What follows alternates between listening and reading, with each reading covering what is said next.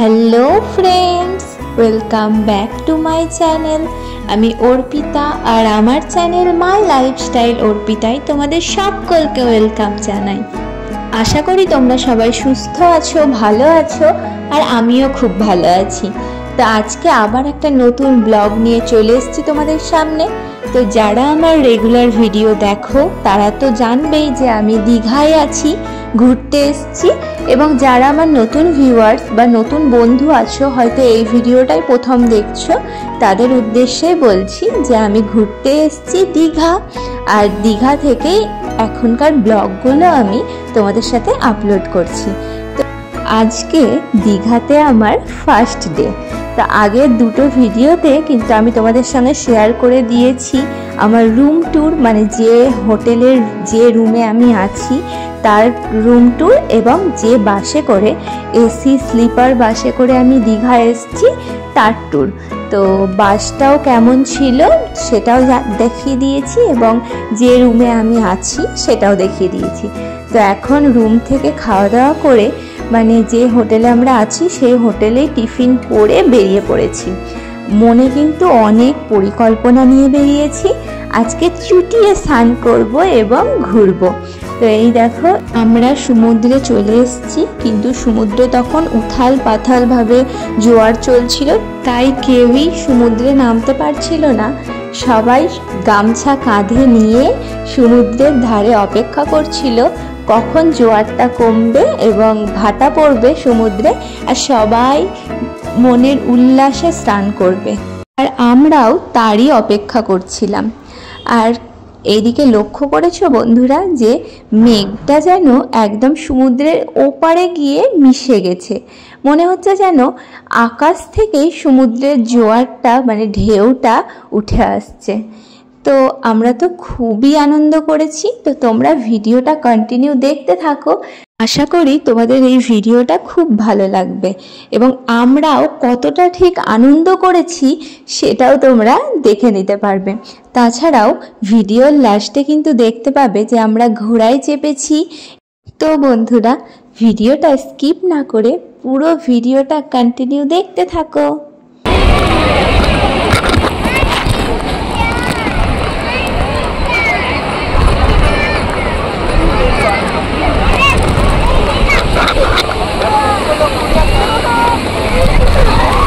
এই যে আমরা চলে এসেছি আজকে দীঘা।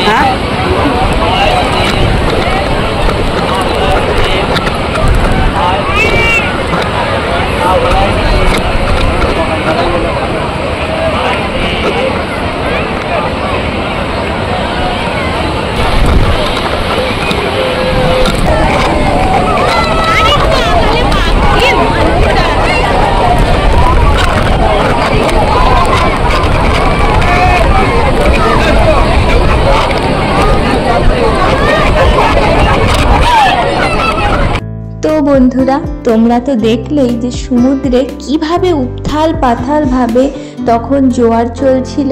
সে কারণে কিন্তু আমরা তখন সমুদ্রে নামিনি। ফার্স্টে আমরা ভাবলাম যে দুপুরের লাঞ্চটা করে নিই, তারপরে আবার সমুদ্রে যাব। তো ওখানেও যারা মাসিরা ছিল, মানে পেয়ারা বিক্রি করছিল, আম মাখা বিক্রি করছিল, ওই মাসিরা বলল যে যাও আগে তোমরা খেয়ে নাও, তাহলে কিন্তু 12:30 1টার মধ্যে সমুদ্রে ভাটা পড়ে যাবে এবং তোমরা এসে বিন্দাস আনন্দ করতে পারবে।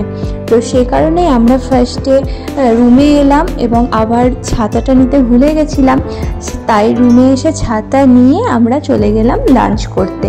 তো লাঞ্চ করে এই দেখো আবার আমরা চলে এসেছি সমুদ্রে, এবং তো প্রথম দিকে তো আমার ছেলে কিছুতেই নামবে না, কোলে উঠে বসে আছে, মানে পুরো ঝুলছে কোলে, এরকম অবস্থা। কিন্তু শেষের দিকে একটু থাকার পর ও নিজেই নেমে পড়েছে এবং এত আনন্দ করছিল। তো তোমরা আমাদের আনন্দের সাক্ষী থাকো এবং আমাদের ভিডিওটা কন্টিনিউ দেখতে থাকো।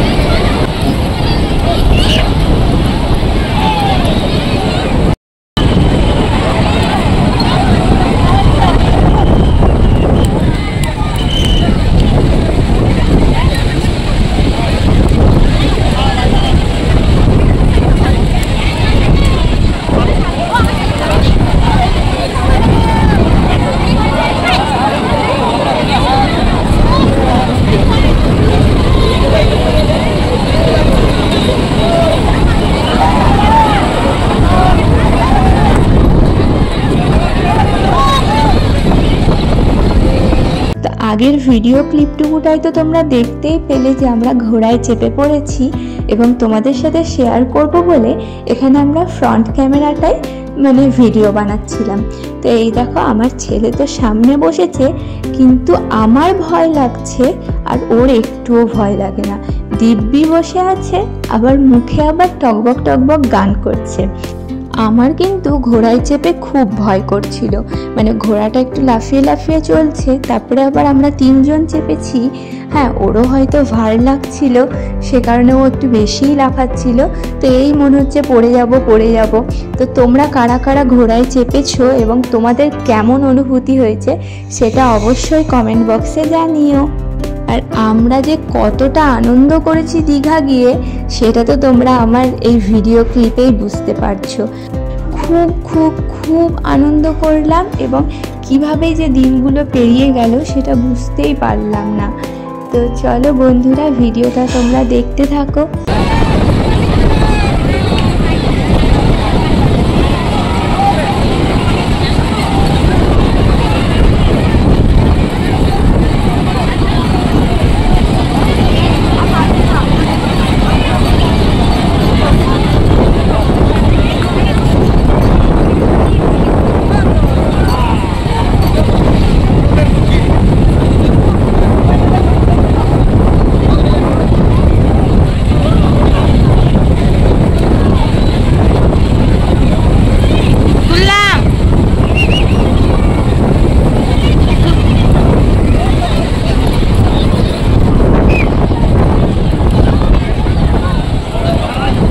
আজকের মতন ভিডিওটা আমি এখানেই এন্ড করছি। কালকে আবার নতুন ভিডিওতে তোমাদের সাথে দেখা হবে। তো কালকের ভিডিওতে কিন্তু আমি তোমাদের সাথে শেয়ার করব যে দীঘা গিয়ে আমরা কোথায় কোথায় ঘুরতে গেলাম এবং সেখানে যেতে গেলে আমাদেরকে কত টাকা টিকিট কাটতে হলো এবং আমরা কোন হোটেলে ছিলাম, সবগুলোই তোমাদের সঙ্গে শেয়ার করব। তো আজকের মতন টাটা।